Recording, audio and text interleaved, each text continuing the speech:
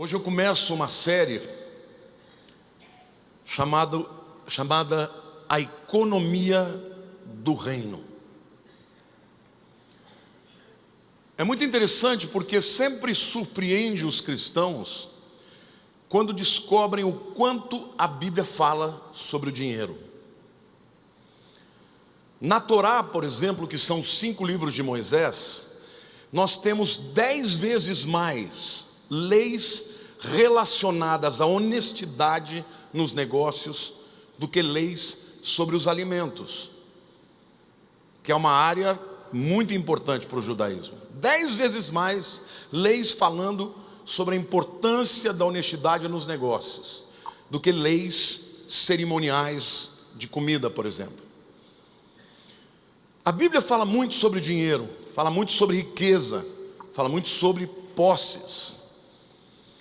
Tem aproximadamente 2.300 versículos na Bíblia que falam sobre dinheiro. Você sabia que Jesus falou sobre dinheiro em 15% da sua pregação?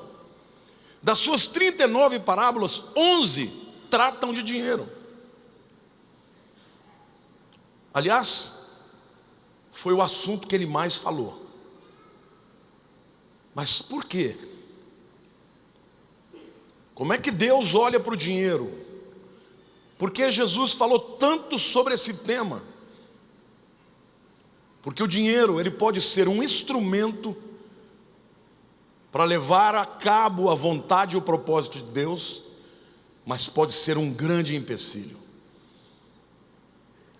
Jesus falou sobre dinheiro, porque ele entendeu que o dinheiro pode se tornar um Deus na vida de muita gente. Para Deus não, para Deus o dinheiro é só um instrumento poderoso para restaurar a herança de Cristo na terra. Diga assim: restaurar a herança de Cristo na terra. Esse é o tema da mensagem, a herança de Cristo na terra. Você precisa acordar para essa realidade. O que eu vou dizer para vocês aqui, as verdades bíblicas que eu vou apresentar para vocês aqui, vão impactar a sua vida, e se você deixar, vão mudar a sua maneira de enxergar o dinheiro. Tem muita gente que pensa que coisas espirituais são diferentes de dinheiro. Na Bíblia, o dinheiro é visto como um elemento espiritual. Se você entender o princípio, o dinheiro não vai ser um fim na sua vida, vai ser um meio poderoso para grandes realizações. Ele não será um veneno que destrói as suas almas, mas um instrumento para levar a cura que existe em Jesus Cristo. Ele não lhe oprimirá, ao contrário, será usado com leveza de propósito. Hoje eu quero apresentar para vocês algumas leis que dizem respeito à economia.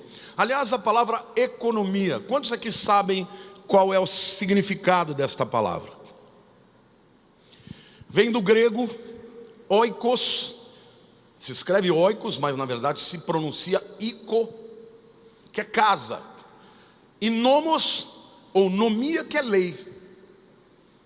Economia significa a lei da administração da casa. Começou assim: como administrar bem uma casa com os recursos que cada família tem, e se expandiu para um significado mais amplo.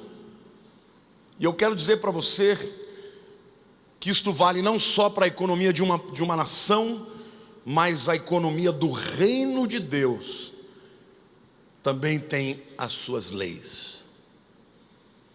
Então hoje eu vou apresentar para vocês leis que, se forem obedecidas, vão gerar na tua vida satisfação, propósito, alegria, abundância e daí por mais. Amém? A primeira lei que a Bíblia diz é que o dinheiro não deve ser entesourado. Lá em Mateus capítulo 16, versos 19 a 21, diz o seguinte: não acumuleis para vós outros tesouros sobre a terra, onde a traça e a ferrugem corroem, e onde os ladrões escavam e roubam. Mas ajuntai para vós outros tesouros no céu, onde a traça nem ferrugem corrói, e onde ladrões não escavam nem roubam. Porque onde está o teu tesouro, aí estará o teu coração. Tem muita gente que o dinheiro é o grande tesouro da sua vida. E eu não estou falando de ricos, não. Tem muito pobre que não tem dinheiro, mas o seu tesouro é o dinheiro. E Jesus está dizendo, o dinheiro não pode ser um fim, não pode ser um tesouro. Ele é só um instrumento. Agora, Jesus não está dizendo com isso que ninguém pode ganhar dinheiro, ou tampouco ninguém pode ficar rico. O que Jesus está dizendo é que esse dinheiro não pode ser o seu tesouro, porque onde estiver o teu tesouro, aí estará o teu coração. Amém? Se o dinheiro é o teu tesouro, Deus está te falando hoje, se arrependa. O dinheiro é tesouro quando ele se torna a nossa segurança. Tem gente que, se a conta bancária estiver no vermelho, vira um demônio, porque retirou a segurança dele. O dinheiro se torna um tesouro porque ele também é instrumento de poder. O indivíduo se sente empoderado, relevante, importante. Até porque o mundo valoriza muito isso, então quem tem muito é mais valorizado. E o que a Bíblia está dizendo, que esse tesouro a traça vai corroer. Aliás, meu querido, quando você morrer, vai acabar tudo. Mas aquilo que você fez com o teu dinheiro, para a glória de Deus e para o propósito de Deus, isso sim acumulará tesouros nos céus. Amém? Onde a traça e os ladrões não roubam e nem corroem. Amém? Então, a Bíblia não está dizendo que você não possa ganhar dinheiro. A gente vai ver aqui ao contrário. Que a Bíblia está dizendo que o dinheiro não pode ser um tesouro. Você não tem que gostar de dinheiro. Você tem que se alegrar com aquilo que o dinheiro pode fazer para a vontade de Deus ser estabelecida na terra. Amém? O que Deus está dizendo é que o dinheiro só se torna bênção quando ele é um meio e nunca um fim. Como todas as outras coisas que Deus nos dá. Se você tem um talento que te abrilhanta, que faz com que você seja destacado entre muitos, e esse talento traz glória para si mesmo, não vai sobrar nada dele no dia em que nós comparecemos perante Deus. Mas se você usa do teu dom e do teu talento para a glória de Deus, aí ele virará galardão para você. Amém? O tesouro determina onde está o coração. Não acumuleis para vós tesouros na terra, onde as traças corroem, onde os ladrões roubam, porque onde estiver o teu tesouro, aí estará o teu coração. A Bíblia, Jesus nos ensina que o dinheiro deve ser bem administrado. E eu quero ler aqui uma parábola que Jesus contou, que todo mundo conhece, mas dificilmente alguém interpreta como deveria ser interpretado, pensando no dinheiro, porque esta parábola fala de dinheiro, que é a parábola dos talentos, está lá em Mateus 25, de 14 a 30. Pois será como um homem que, ausentando-se do país, este homem representa Deus, chamou os seus servos e lhes confiou os seus bens. Os servos somos nós. A um deu 5 talentos. Querido, talento era uma medida. Talento romano tinha 32 quilos. E normalmente os talentos eram pesados em ouro. A um deu 5 talentos, a outro 2 e a outro 1. A cada um segundo a sua própria capacidade. E então partiu. O que recebera 5 talentos saiu imediatamente a negociar com eles, e ganhou outros 5 talentos. Do mesmo modo que recebera 2, ganhou outros 2. Mas o que recebera 1, saindo, abriu uma cova e escondeu o dinheiro do seu senhor. Depois de muito tempo, voltou o senhor daqueles servos e ajustou contas com eles. Então, aproximando-se o que recebera 5 talentos, entregou outros 5, dizendo: Senhor, confiaste-me 5 talentos. Eis aqui outros 5 talentos que ganhei. Disse-lhe o Senhor: muito bem, servo bom e fiel, foste fiel no pouco, sobre o muito te colocarei. Entra no gozo do teu Senhor. E aproximando-se também o que recebera 2 talentos, disse: Senhor, 2 talentos me confiaste, aqui tem outros 2 que ganhei. Disse-lhe o Senhor: muito bem, servo bom e fiel, foste fiel no pouco, e sobre o muito te colocarei. Entra no gozo do teu Senhor. Chegando por fim o que recebera 1 talento, disse: Senhor, sabendo que és homem severo, que ceifas onde não semeaste, e ajuntas onde não espalhaste, receoso escondi na terra o teu talento. Aqui tens o que é teu. Respondeu-lhe, pois, o Senhor: servo mau e negligente, sabias que ceifo onde não semeei, e ajunto onde não espalhei? Cumpria, portanto, que entregasse o meu dinheiro aos banqueiros, e eu, ao voltar, receberia com juros o que é meu. Tirai-lhe, pois, o talento, e dai-o a quem tem 10, porque todo o que tem se lhe dará, e terá em abundância, mas o que não tem, até o que tem lhe será tirado. E o servo inútil, lançai-o para fora nas trevas, ali haverá choro e ranger de dentes. Eu quero falar de algumas características de uma boa administração do dinheiro. Estas características foram apresentadas por Jesus. A primeira verdade que você precisa saber sobre dinheiro é que Deus é dono de tudo. Diga: Deus é dono de tudo. O texto começa no versículo 14 dizendo: pois será como um homem que, ausentando-se do país, chamou aos seus servos e lhes confiou os seus bens. De quem eram os bens, irmãos? Do Senhor. Então diga assim: tudo que eu tenho não é meu, é de Deus. Jesus está dizendo isso. Aliás, querido, tudo que você tem na vida, a tua vida não é sua. Os seus dons não são seus. O tempo de vida que você tem não é teu, é Deus quem decide.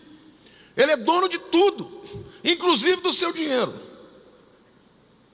Salmo 24, versículo 1 diz assim: do Senhor é a terra e toda a sua plenitude, o mundo e os que nele habitam. Diga assim: Deus é dono de tudo. Da árvore, do carro, da casa, dessa igreja, da minha vida, do meu dinheiro, é dele. Você é só um mordomo. Lembrem-se, o Senhor foi, deu para eles, mas quando eles voltou, eles disseram: está aqui, ó, o Senhor me deu 5, eu te devolvo 10. Se você entender esse princípio, você começa bem. O teu dinheiro não é teu. E eu sei que tem gente que já está se espremendo aí na cadeira, porque Mamon faz assim. Quando a pessoa começa a ficar incomodada, quando mexe no negócio, aí você pode ter certeza que é uma mentalidade que precisa ser trocada. Mas eu estou aqui hoje para ser instrumento de quebrar toda a mentalidade maligna. Amém, igreja?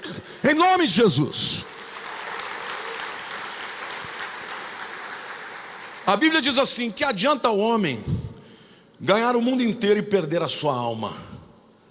Está cheio de bilionários aí que ganharam o mundo inteiro e que vão para o inferno.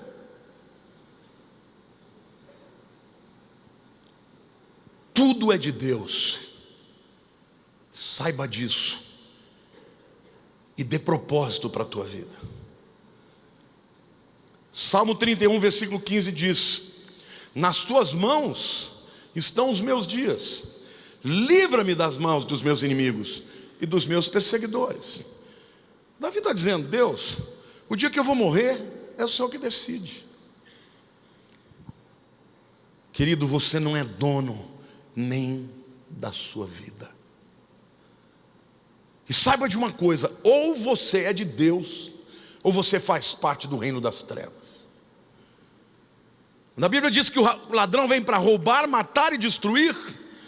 Esse é o modus operandi do diabo. Ele é dono. Alguém que não se rendeu a Jesus é dele, e ele faz o que quer. Torna esse indivíduo um cavalo a seu serviço e ao seu propósito. Mateus 16, 26, pois que aproveitará o homem se ganhar o mundo inteiro e perder a sua alma?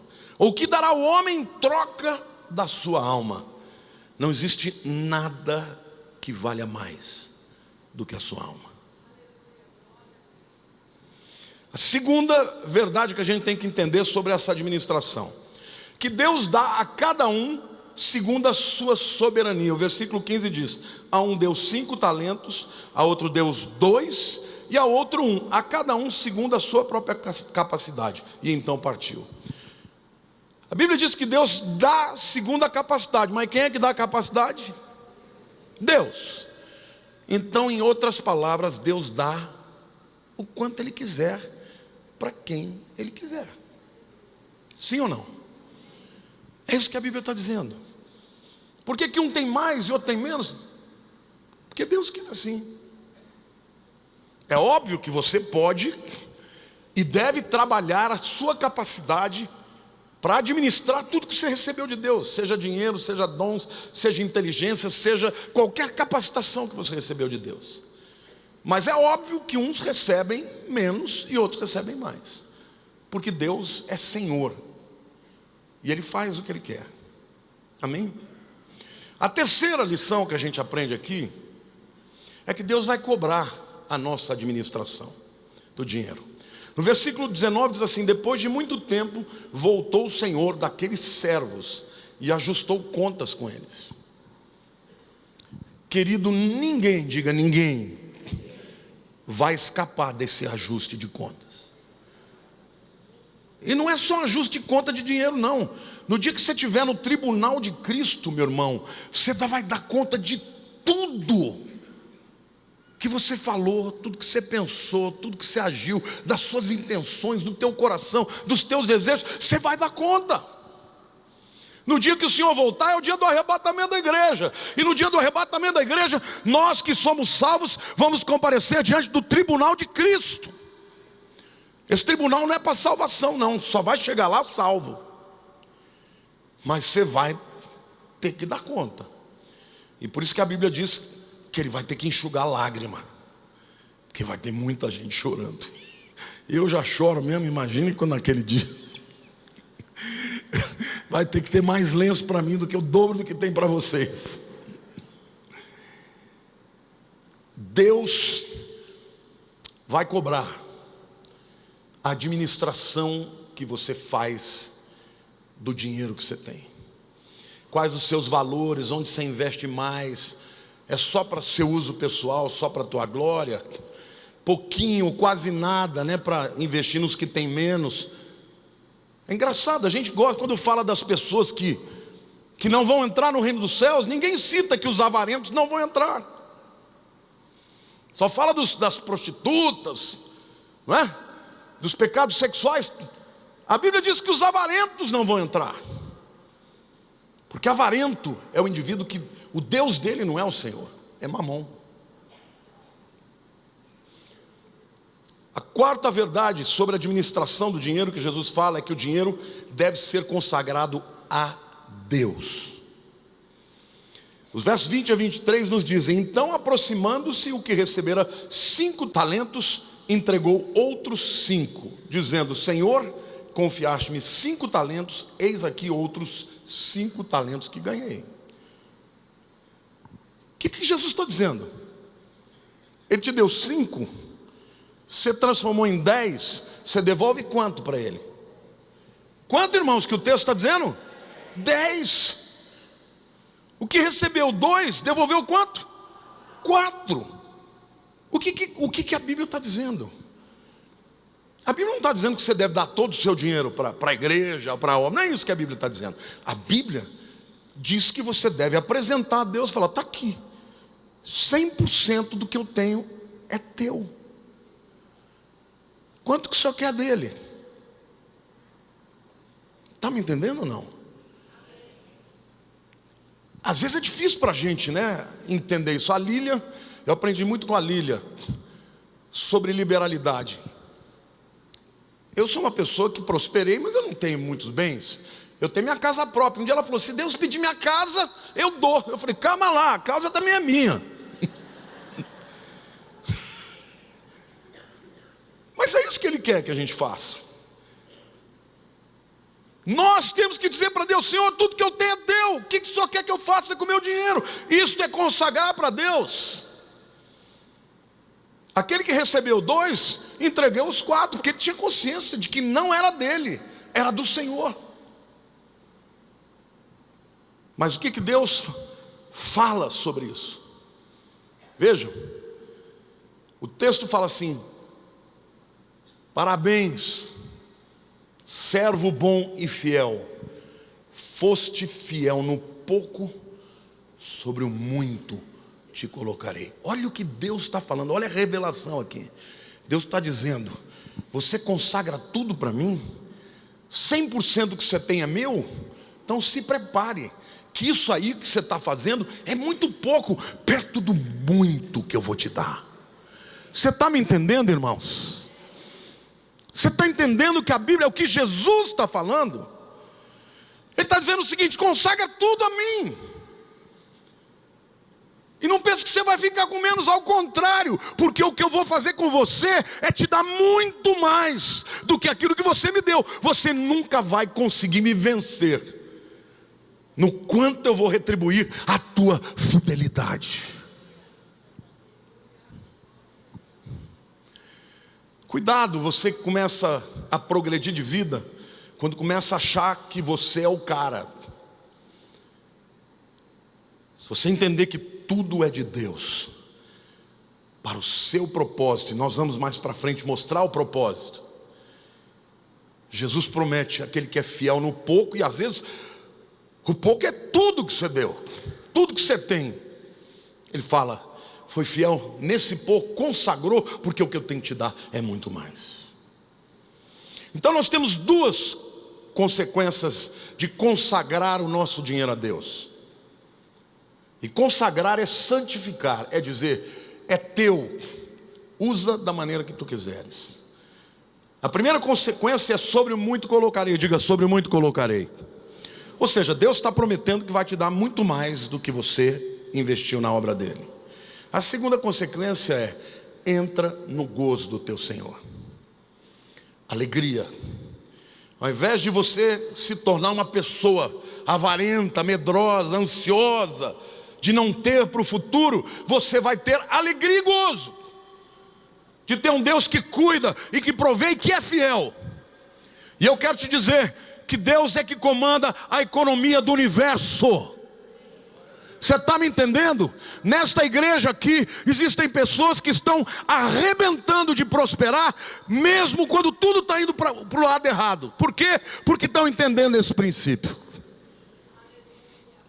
Consagre tudo para Deus. Mas alguns vão dizer assim: mas pastor, Jesus está falando de bênçãos espirituais. Sobre muito colocarei, está falando do céu, das bênçãos dos céus.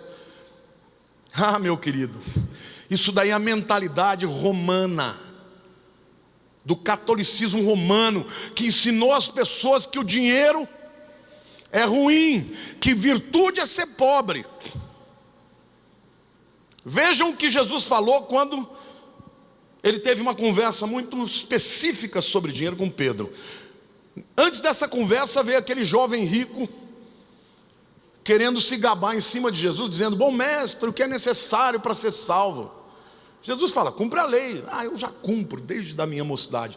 Ah, você é o cara, né? Você é tão bom. Então faz o seguinte: vende tudo que você tem e dá para os pobres. O camarada vazou, porque o Deus dele era o dinheiro.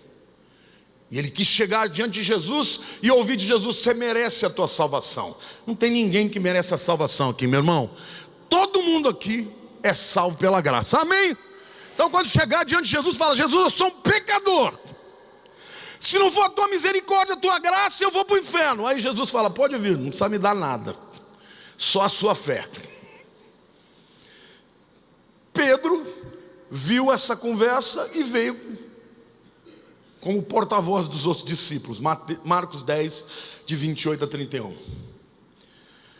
Então Pedro começou e disse-lhe, a dizer-lhe: eis que nós tudo deixamos e te seguimos. O outro camarada não quis fazer isso.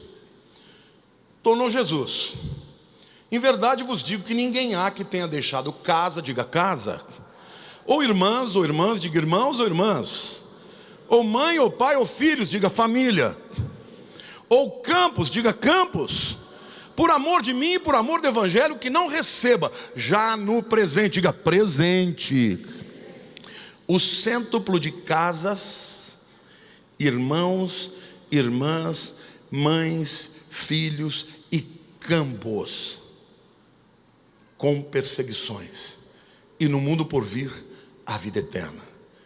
Porém muitos primeiros serão últimos, e os últimos primeiros.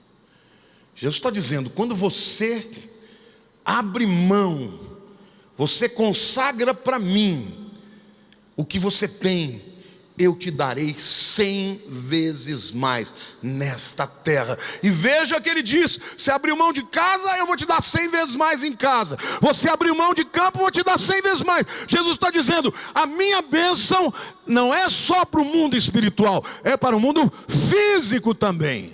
E agora eu sei que talvez a tua teologia esteja sendo confrontada, mas eu prefiro crer no que Jesus disse do que nas teologias que a gente aprende. Amém?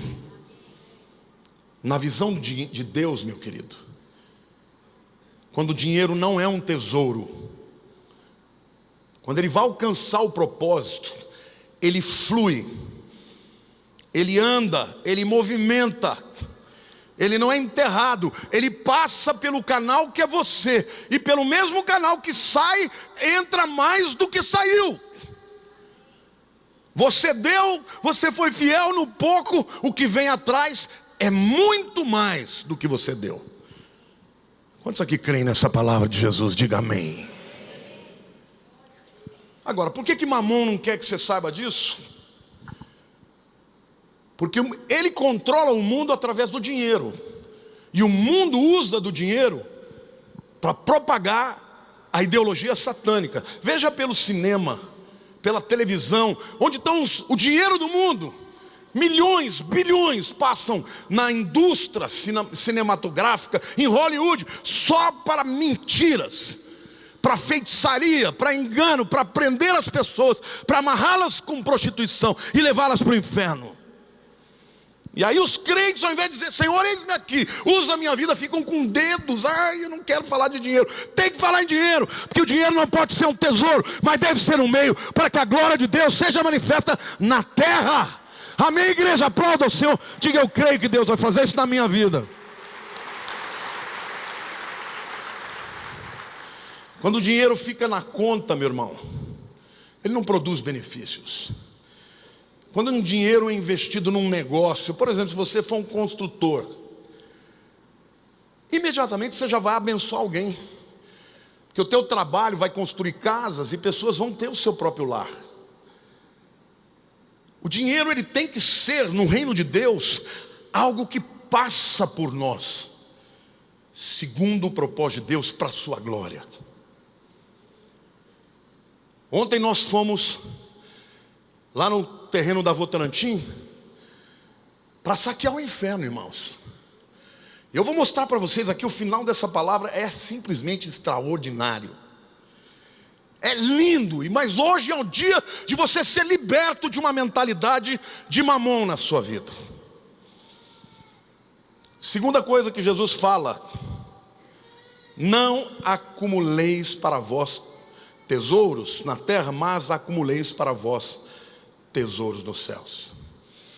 Quando usamos o que temos para Deus, a Bíblia diz que cada ato de justiça que você faz aqui é um tesouro que está sendo acumulado nos céus.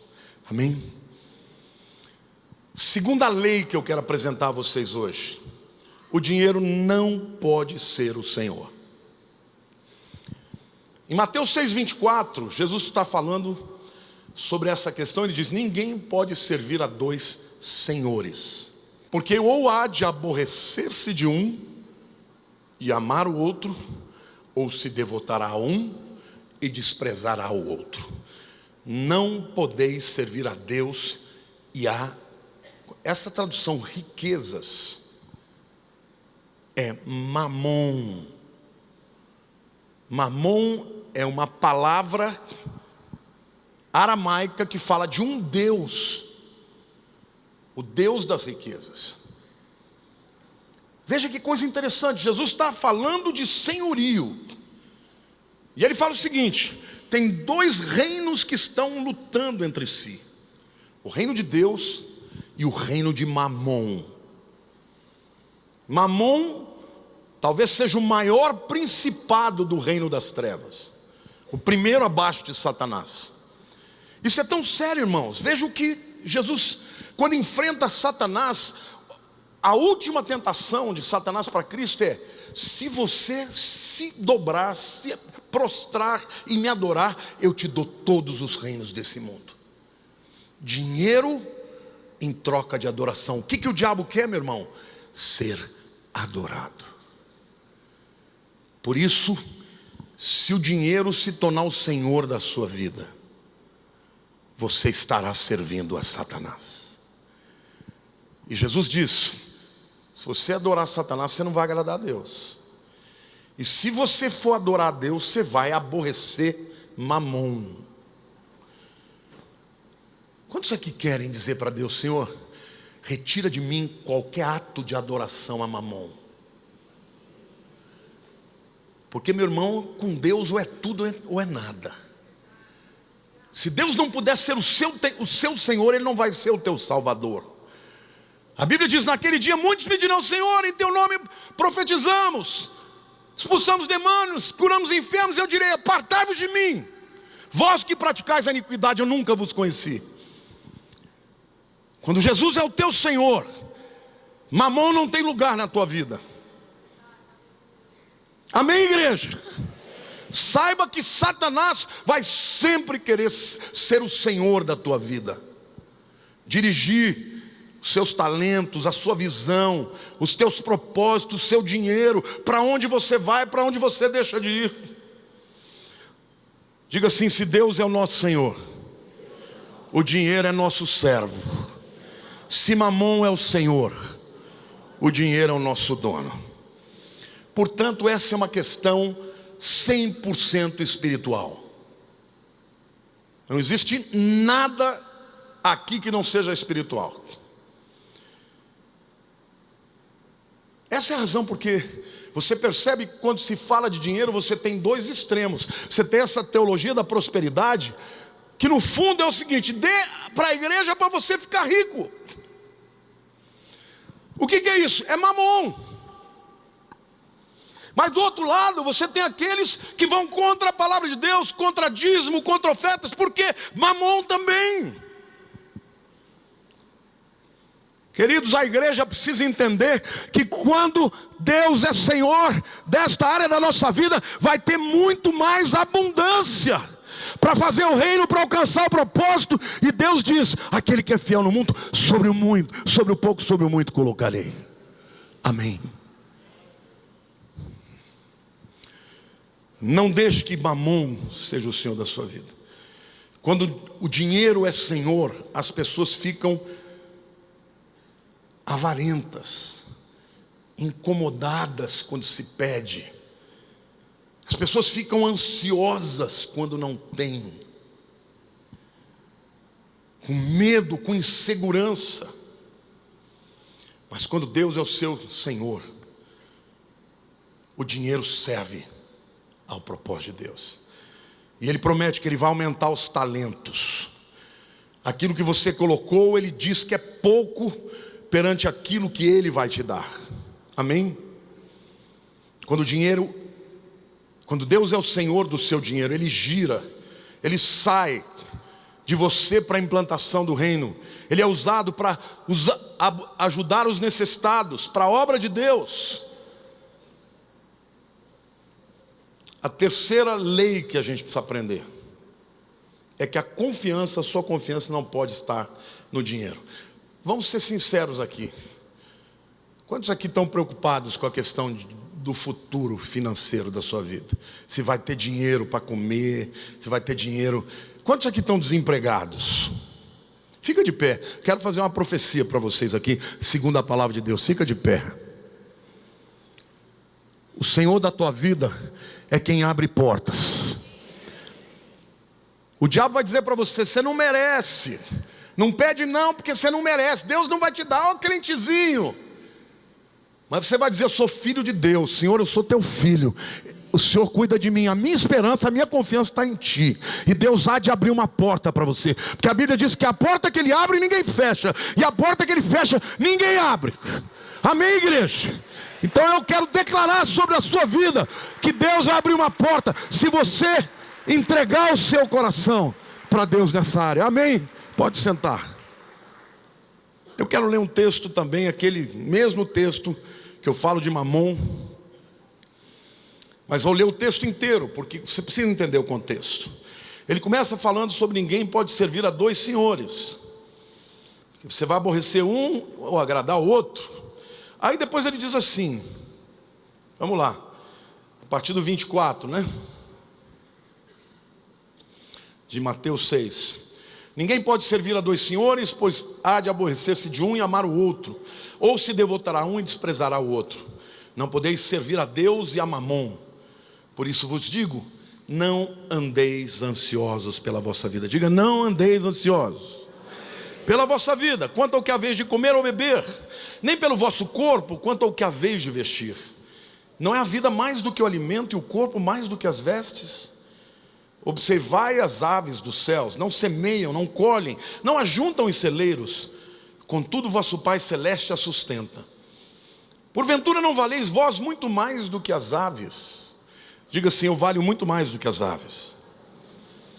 Qual de vós, por ansioso que esteja, pode acrescentar um côvado ao curso da sua vida? Deus está dizendo, a tua vida, você não tem controle sobre ela. E porque andeis ansiosos quanto ao vestiário, ou vestuário, considerai como crescem os lírios do campo, eles não trabalham nem fiam. Eu contudo vos afirmo que nem Salomão em toda a sua glória se vestiu como qualquer deles. Ora, se Deus veste assim a erva do campo, que hoje existe, amanhã lançada ao forno, quanto mais a vós outros homens de pequena fé. Porquanto não vos inquieteis dizendo que comeremos, que beberemos, ou com que nos vestiremos, porque os gentios é que procuram todas essas coisas, pois vosso Pai, diga, meu Pai, sabe que necessitais de todas elas. E aí ele termina mais uma vez prometendo. Quando Jesus promete, é lei. Buscai, pois, em primeiro lugar o seu reino e a sua justiça. E todas essas coisas, que coisa que ele está falando? Vestimenta, comida, segurança, casa, todas estas coisas vos serão acrescentadas. Portanto, não vos inquieteis com o dia de amanhã, pois o amanhã trará os seus cuidados. Basta ao dia o seu próprio mal. Quem está falando aqui, irmãos? Jesus. Você acha que Jesus mente? Eu sou a verdade, eu sou o caminho, a verdade e a vida. Jesus não diz uma palavra que não seja a expressão mais pura da verdade. Então, primeiro ele começa dizendo, quem não confia na provisão de Deus, confia no dinheiro, ou mamon. Quem é escravo de mamon, anda ansioso. Quem confia no dinheiro, faz de mamon seu Deus. Quem faz de mamon seu Deus, vai ter a sua vida comida pelas traças, pelos ladrões. Isso inclui inclusive as maneiras escusas de ganhar dinheiro, porque está cheio de crente fazendo qualquer negócio para ganhar dinheiro. Jesus manda que orem para os pássaros e para os lírios, e que vejam o cuidado. Deus está falando, você já viu como os passarinhos vivem? Como os lírios são lindos, nem Salomão se vestiu assim. Se eu faço isso com seres muito inferiores a vocês, Eu não farei com vocês? Diga assim: o meu Deus é provedor. Ele continua dizendo que ninguém pode acrescentar um côvado à sua vida, a extensão da sua vida. Você não tem controle da sua vida, mas Deus tem. E o que Jesus está dizendo aqui é: confie nele. E aí ele diz mais, que esse tipo de comportamento de ansiedade, de medo, é um comportamento do gentio. Diga assim: é para quem não crê. Então, meu querido, se você entrou aqui, está ansioso com pagar suas contas, sabe o que está faltando para você?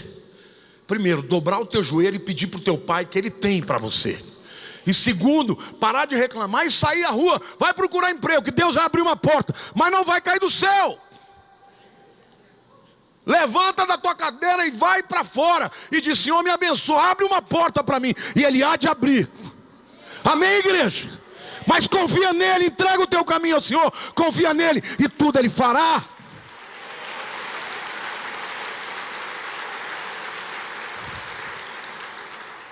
Quando o crente vive ansioso, com medo, irmãos, eu não estou aqui para ser juiz de ninguém.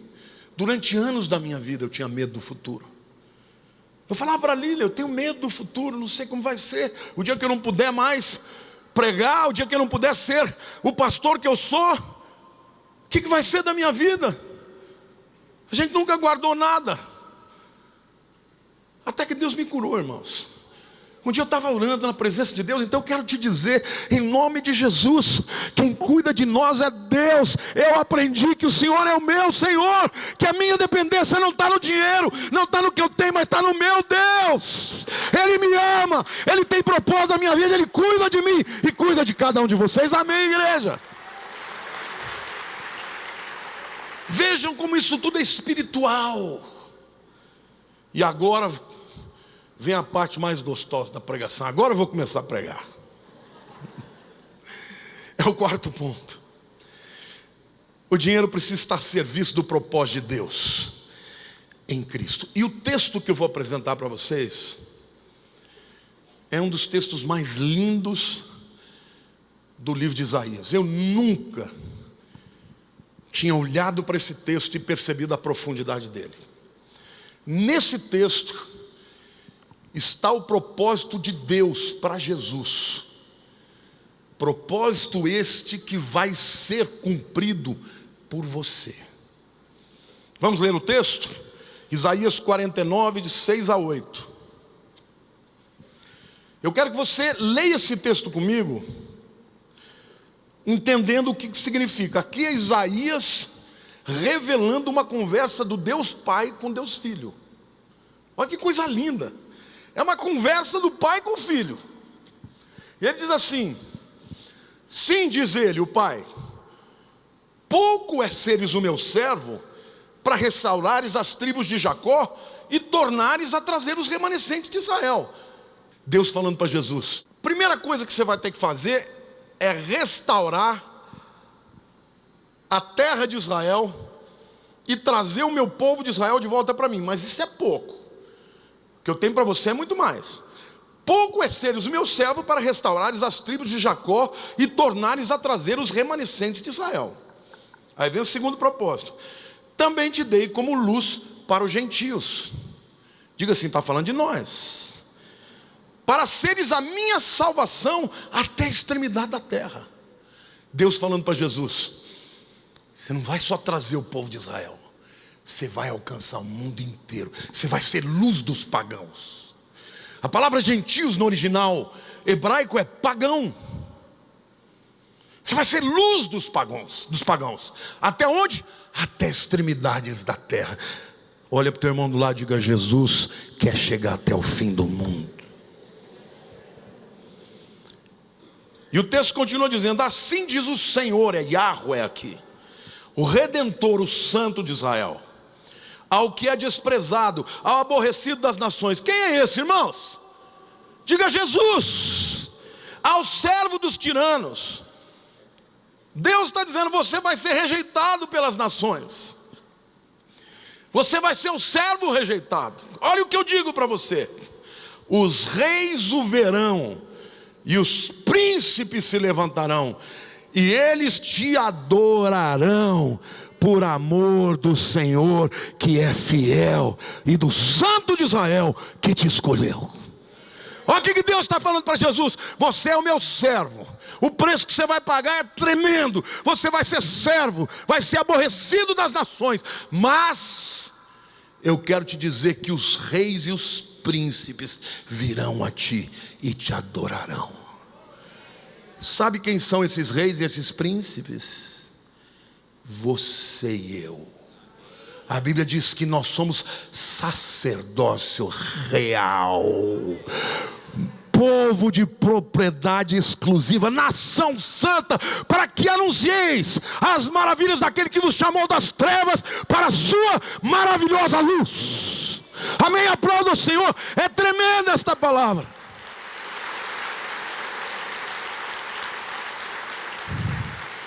Diz ainda o Senhor: no tempo aceitável, no tempo próprio e oportuno, eu te ouvi e te socorri no dia da salvação. Aqui não fala da morte, porque nessa Deus não socorreu. Aqui fala no mundo dos mortos. Foi Deus quem ressuscitou Jesus dos mortos. E disse: guardar-te-ei e te farei mediador da aliança do povo. Diga: Jesus, o único mediador entre Deus e os homens. Para quê? Para restaurares a terra e lhe repartires as herdades assoladas. Querido, eu quero que você entenda neste texto o propósito de Deus em Cristo. E o seu dinheiro precisa estar envolvido nesse propósito. O propósito de Deus para Cristo, que Ele realiza através de nós.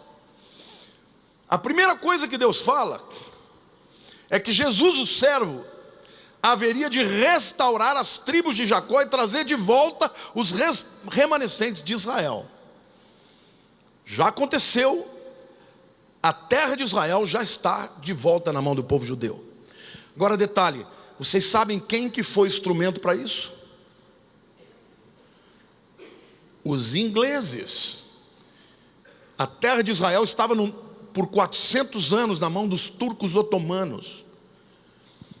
E vieram os ingleses e libertaram, tiraram de lá os árabes, o domínio dos árabes, e estabeleceram, inclusive com a assinatura do nosso brasileiro Oswaldo Aranha, que o povo judeu ia voltar para a sua terra. Então diga assim: Jesus fez. Fala, foi Jesus que fez, através do seu povo. Depois a Bíblia diz que ele seria luz entre os gentios. Quem é que vai brilhando a luz de Jesus por aí? Quem que vai, irmãos? Vós sois a luz do mundo. Então quando Jesus faz aquilo que ele tem que fazer, ele faz através de quem? Da igreja. Então esse é o propósito da igreja hoje. Jesus brilha entre as nações através de nós. Nós somos a luz do mundo. E eu quero te dizer que se você entender que o teu dinheiro tem que estar a serviço disso, não vai faltar recursos para você, porque o dinheiro vai passar por você, e o que virá depois é mais do que aquilo que saiu. Você está me entendendo isso, igreja? Quantos querem ser usados por Deus para a pregação do Evangelho?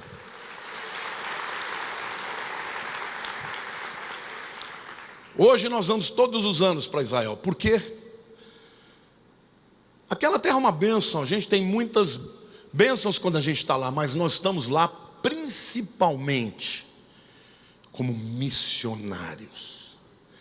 Quando a gente pisa aquela terra, quando a gente conhece o povo judeu, hoje eles olham para a gente, sabem que nós os amamos, e muitos estão se convertendo. Quando você vai a Israel, você é um missionário de Jesus naquela terra. Você está pisando e a unção da tua vida entra naquele lugar, e muitos virão e já estão vindo. Na igreja prega o Evangelho. Quando a igreja faz uma obra social como nós fazemos, ela faz com um único objetivo. Não é só melhorar a vida das pessoas na terra, é ganhar as pessoas para a eternidade. Amém? Jesus é a salvação até a extremidade da terra. No dia do aniversário da igreja, eu me alegrei muito por ver os jovens dessa igreja sendo enviados para o mundo. Eu estava conversando com uma pessoa aqui da igreja, talvez ela até esteja aqui hoje, e é uma pessoa que estudou em Harvard, uma pessoa que tem um currículo invejável, tem um filho que só fala de Deus. E ela estava preocupada. Eu falei: você já pensou que o teu filho não vai ser empresário? Você já pensou a possibilidade que o fato dele ser brilhante e inteligente, Deus queira ele para si, para a sua obra? Ela falou para mim: pastor, eu fiquei impactada, nunca pensei, porque eu, meu irmão, minha família, sempre envolvido em Harvard.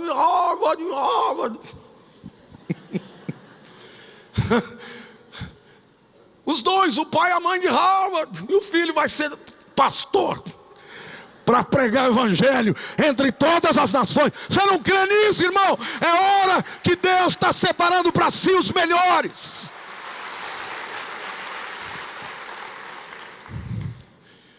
Para ser luz até a extremidade da terra. Nós vamos invadir, nós vamos tomar. Eu não tenho medo do crescimento do Islã, porque eu sei que o poder de Jesus é maior. E querido, eu quero te dizer uma coisa. Ontem veio aqui, nós tivemos aqui um curso de treinamento da rede Inspire, e veio uma jovem lá da Bethel, uma americana. E sabe o que ela falou? Ela falou: queridos, o mundo inteiro está falando do Brasil, do que está acontecendo no Brasil. Nós estamos falando da Bethel, que é o foco de avivamento nos Estados Unidos. Os jornais aí fora ficam falando de bobagem, mas eu quero dizer que o mundo espiritual está falando outro discurso. Deus está fazendo no Brasil algo extraordinário, e nós vamos invadir essa terra, e nós vamos ganhar o Brasil para Cristo. Amém, igreja? Aplauda o Senhor, glorifique. É o tempo do Brasil.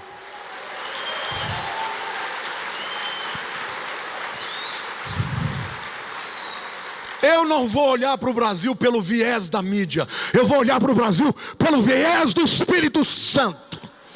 Deixa eles ficarem falando dessas bobagens, e vamos falar de Jesus.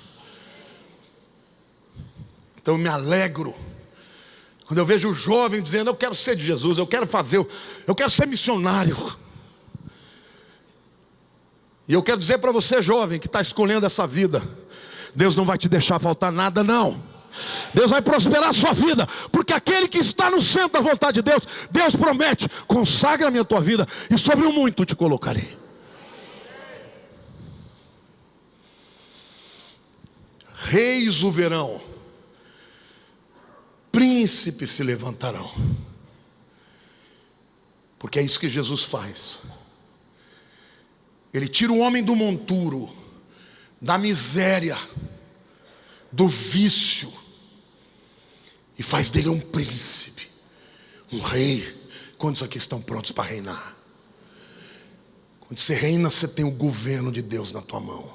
Onde você pisa, a terra é transformada. Irmãos, essa igreja, onde chegou, ela mudou o bairro. Quando nós viemos para cá, para esse bairro era um bairro que só tinha moradores de rua, viciados e caixaria. E agora é um dos bairros que mais se valorizaram na cidade de São Paulo, por causa da igreja aqui. Então saiba você, se você consagrar a tua vida, você vai ser como um príncipe, vai governar onde puser o pé, vai prosperar para a glória de Deus. Amém ou não? Você pode aplaudir o Senhor e dizer: eu creio.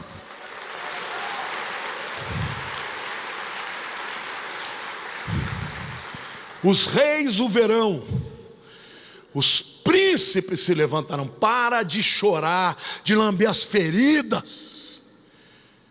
Você está morando na terra do avivamento. Tem guerra? Tem. Mas Deus está chamando esse povo para se levantar, para invadir o terreno das trevas, para cumprir a profecia de Jesus. As portas do inferno não prevalecerão contra a minha igreja. Não deixe que Satanás te domine com o dinheiro. A Bíblia diz que Deus vai honrar Jesus, trazendo príncipes e reis para adorá-lo. Serão luz entre os gentios. Deus promete, por fim, restaurar as terras assoladas e repartir a herança entre o povo. Olha o que Deus está dizendo aqui, irmãos. Tem muita terra assolada. Ele fala de Israel, era uma terra assolada. E hoje, as profecias do Velho Testamento que diziam que o deserto iria florescer, já floresceu em Israel. Mas eu quero dizer que há terras assoladas aqui também. Talvez seja o teu casamento, talvez seja a tua empresa, talvez seja a sua vida emocional. Eu quero te dizer que Deus vai restaurar uma terra assolada. Amém? Quantos creem nisso? Diga: eu creio. Diga: o Senhor prometeu e Ele vai cumprir na minha vida.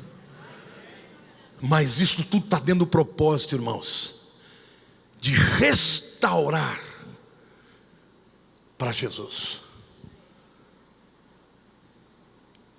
O reino de Cristo é um reino de restituição. O que foi tomado é restituído. O reino de Cristo é um reino de restauração. Terras assoladas, talvez você tenha quebrado, teu negócio tenha quebrado. Consagra para Deus e diz: é teu. E você vai ver se Deus não vai fazer daquela terra assolada uma terra restituída. O reino de Cristo, digo, o reino de Cristo é um reino que tem uma herança para o seu povo. Queridos, Satanás quer que a igreja viva com migalhas, debaixo da opressão de Mamon. Eu aprendi uma coisa: para Deus não existe nada que seja secular. Para Deus qualquer coisa pode ser secular ou sagrada.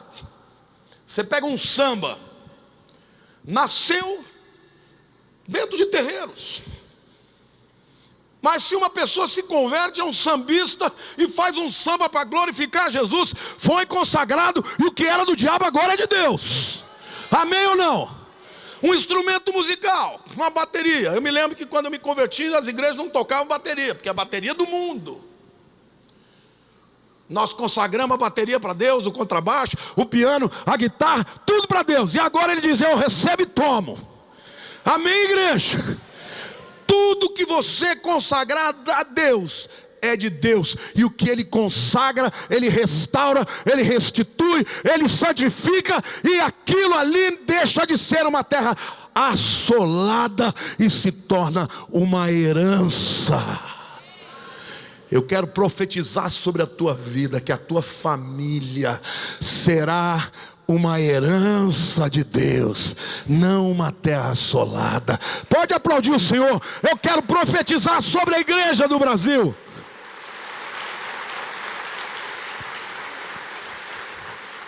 Nós vamos tomar os postos de liderança. Você pode escrever: o Brasil é de Jesus.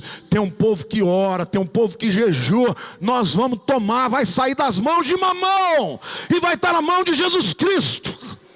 E Ele vai levantar os príncipes e os reis. Amém. Eu termino essa palavra dizendo: se você entender o propósito de Deus, essa conversa de Deus com Jesus revela o seu propósito. Você será um servo, e você vai restaurar o povo de Israel que está espalhado nas nações e vai trazer de volta para a terra. Já se cumpriu. Você vai ser luz entre as nações, entre os gentios. Está se cumprindo. Reis e príncipes virão a ti e te adorarão. Está se cumprindo. Hoje aqui está cheio de reis e príncipes que adoraram com todo o coração diante do Senhor. E Ele disse: e você ainda vai restaurar as terras assoladas, e elas serão restauradas e repartidas em herança. Cutuca o teu irmão do lado e diga assim: a minha porção eu não abro mão. Mas quantos aqui querem definitivamente envergonhar Mamon em nome de Jesus? Quero que você feche os seus olhos, meu querido.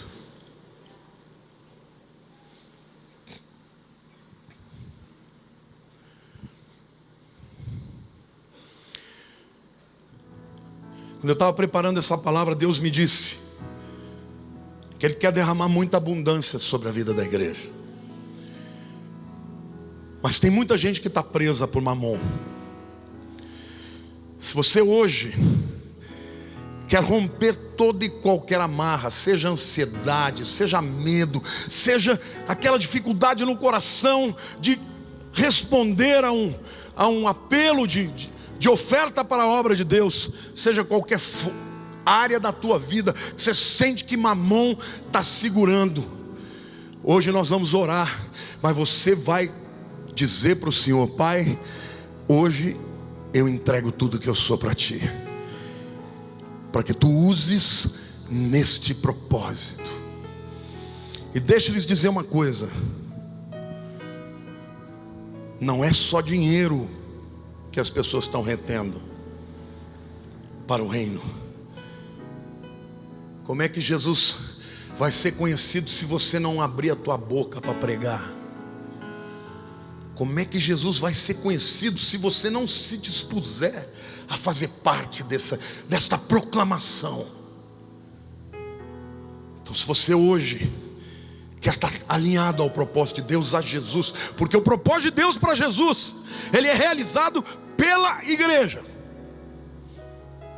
Se você quer hoje consagrar essa área na tua vida, saia do teu lugar e vem aqui à frente, porque hoje Mamon vai cair na vida dessa igreja, em nome de Jesus. Sai do teu lugar, venha para cá. Hoje é dia de uma consagração de tudo para Deus.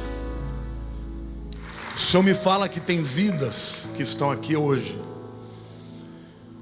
que estão pensando assim: eu perdi meu emprego,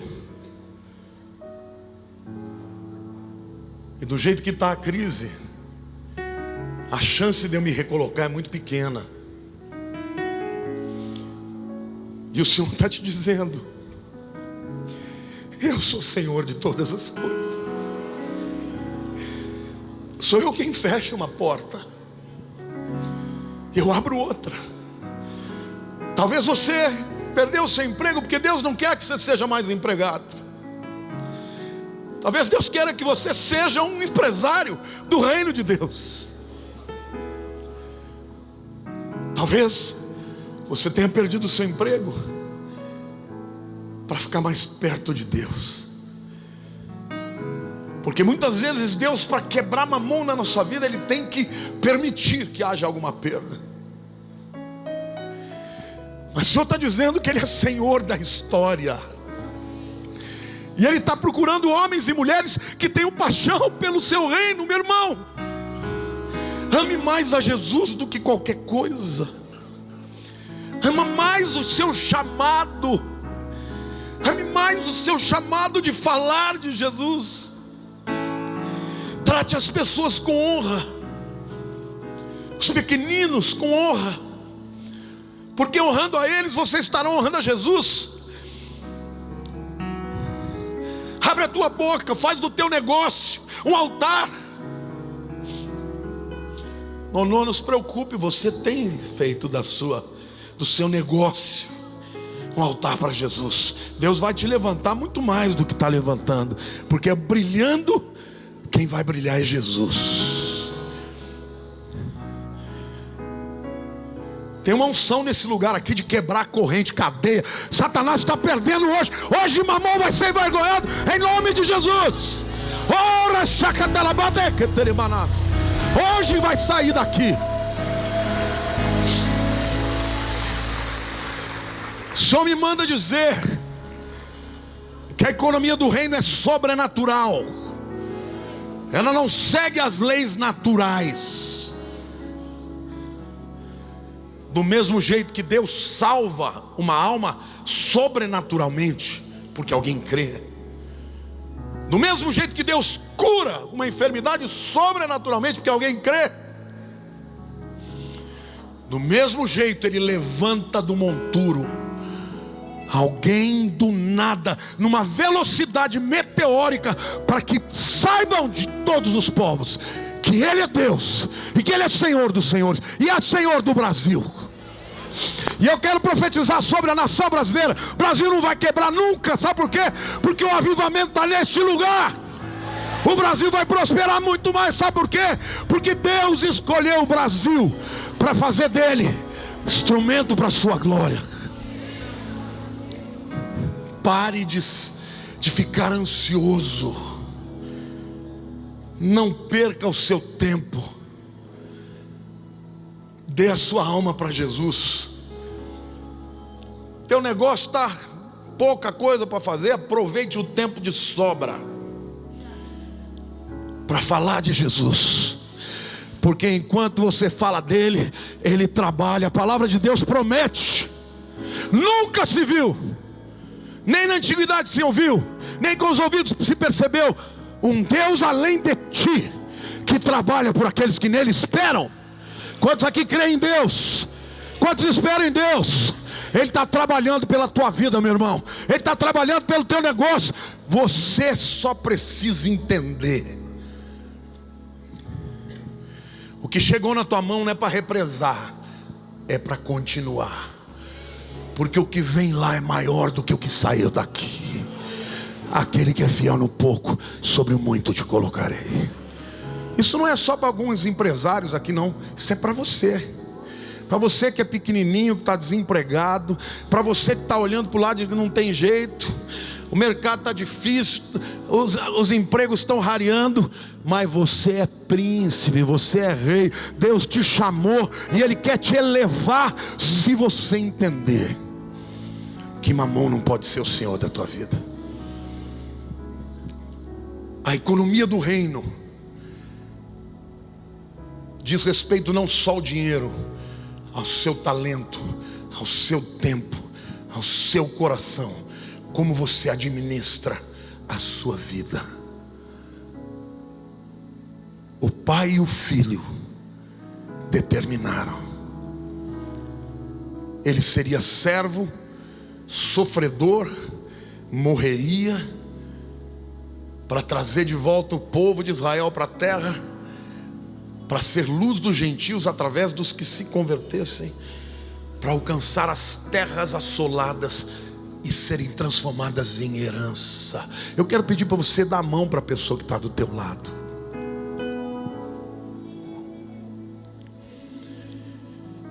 Ore comigo assim, diga: Senhor meu Deus, eu creio na tua palavra.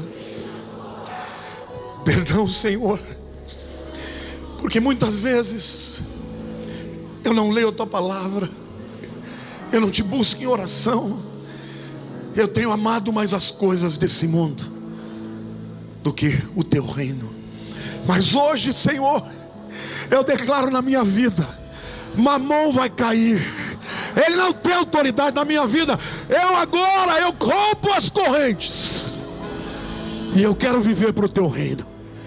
Quero brilhar a tua luz onde o Senhor me enviar, em nome de Jesus. Meu coração é teu, o meu tesouro é o Senhor, e onde estiver o meu tesouro, aí estará o meu coração. Perdoa-me, Senhor, amplia minha visão. Eu quero andar no sobrenatural. Eu quero ser testemunha viva do que o Senhor faz hoje na minha vida, opera na minha história, na minha família, nos meus negócios. Senhor, tudo é teu, para a tua glória, em nome de Jesus. Aleluia, aleluia. Aplauda ao Senhor. Pastora Lília não sente ainda. Ela quer compartilhar uma visão que ela teve durante a pregação, e logo em seguida eu vou terminar com a bênção. Enquanto Lamartine estava pregando, eu via muitas mãos amarradas. E o Senhor foi desamarrando essas mãos e as liberando. E eu via pessoas estendendo as mãos. E o Senhor fazendo descer dos céus talentos sobre essas mãos. Amém? E eu perguntei para o Senhor: Senhor, que são esses talentos? E Deus falou que esses talentos são capacitações, mas também possessões. Deus vai dar coisas para vocês, coisas materiais, financeiras, assim como estratégias, como força de trabalho, como criatividade. Então, neste culto, algo espiritual aconteceu. Receba pela fé, porque o Senhor vai te colocar em outro patamar. Deus vai trazer bênçãos para a sua vida. O Senhor, que é o dono do ouro, da prata, aquele que tem todas as riquezas dos céus e da terra, quer derramar sobre a sua igreja as suas riquezas. Então, meu querido, receba hoje em nome de Jesus, porque o Senhor já fez descer sobre as suas mãos, que representa a capacidade de trabalho, os seus talentos em Cristo Jesus. Amém? Você recebe? Amém. Glória a Deus.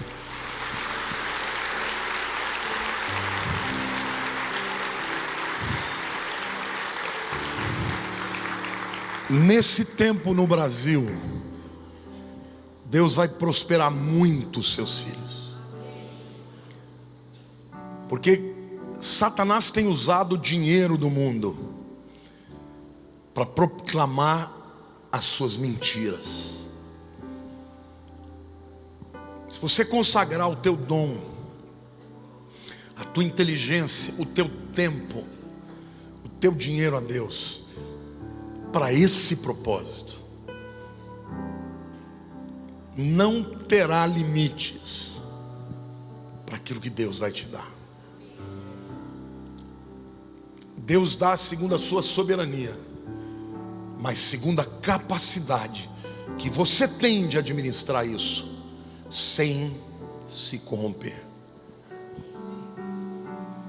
Porque o dinheiro, se ele se tornar o teu tesouro, ele perdeu o propósito na sua vida. E Deus te ama tanto que tem pessoas que perdem tudo, porque Deus ama essas pessoas mais do que elas podem ter aqui na terra. Eu já vi pessoas terem muito e perderem, porque o dinheiro as separou de Deus, ao invés de trazê-las mais para perto. Que adianta o homem ganhar o mundo inteiro e perder a sua alma? Mas se você entender que o seu dinheiro não é teu, é de Deus, e ele não for o teu tesouro, mas o teu tesouro for o Senhor, aí você estará pronto para ser canal por onde ele vai passar. E por onde ele passa, o que vem atrás é sempre muito maior. Foste fiel no pouco, sobre o mundo vos colocarei. Muda o patamar. Aí você é fiel naquele patamar, Deus olha e fala: foste fiel no pouco, sobre muito vos colocarei. Passa para um outro patamar. O limite que Deus vai estabelecer é o teu coração. Levante a mão para o céu. Senhor, a tua graça basta. E onde a tua graça há o favor, eu oro por graça e favor na vida desta igreja. Hoje aqui pessoas se entregaram a Cristo, e a tua palavra diz que uma alma vale mais do que o mundo. Senhor, eu oro para que esta igreja tenha dinheiro para mandar missionários para o mundo inteiro, Senhor. No mundo árabe, lá na Síria, Senhor, lá no Iraque, lá no Egito. Senhor, eu oro para que esta igreja tenha homens e mulheres que sejam levantados com príncipes, com inteligência, com expertise na arte, Senhor, nos negócios. Pai, eu oro para que o Senhor blinde a nossa alma e o nosso coração, para que, Senhor, nós não nos deslumbremos, porque o dinheiro não é o nosso tesouro, mas o Senhor é. Então que a tua graça, Senhor, seja o elemento da economia do teu povo no reino. Que o teu amor, que perdoa, que restaura, que restitui, eu profetizo, Senhor, que esse amor, ó Pai, vai transformar as vidas, os lares, as famílias, as cidades e as nações. As terras assoladas serão de Jesus e para Jesus. E Espírito Santo, é o Senhor quem vai nos Dá poder para vencer a depressão, a tristeza, a falta de propósito. Senhor, troca as nossas vestes por vestes de louvor, ao invés de espírito angustiado.